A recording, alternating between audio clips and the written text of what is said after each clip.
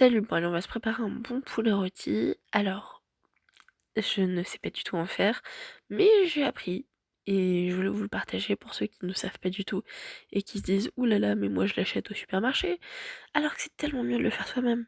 Bon, déjà, première étape, l'ail. Je le coupe en deux, je retire le germe, voilà. C'est pas bon, Enfin, c'est pas que c'est pas bon, c'est que c'est pas très digeste. Et la peau, je vous montrerai dans une prochaine vidéo quoi en faire. L'échalote, je la coupe en petits morceaux et on réserve. Alors pour un poulet rôti d'environ 1,5 kg, peut-être 2 kilos, franchement j'ai fait à l'œil. J'ai mis une échalote, en vrai ça aurait été bien de prendre de l'oignon, mais sur le coup j'avais que ça. 4 gousses d'ail, 40 g de beurre et ensuite on met du poivre, du paprika, du piment doux et des herbes de Provence. Alors ça c'est mes épices préférées, vous allez sûrement les revoir beaucoup dans mes recettes.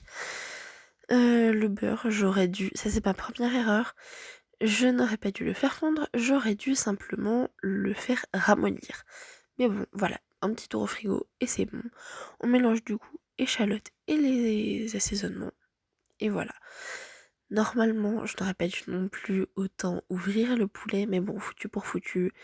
Euh, Tant pis, c'est pas grave. Ensuite, tu plantes tes gousses d'ail dans le poulet.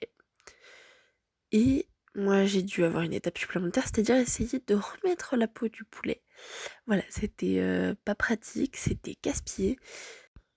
Mais bon, au moins j'aurais appris que le poulet, faut bien faire attention à ne pas trop ouvrir les côtés.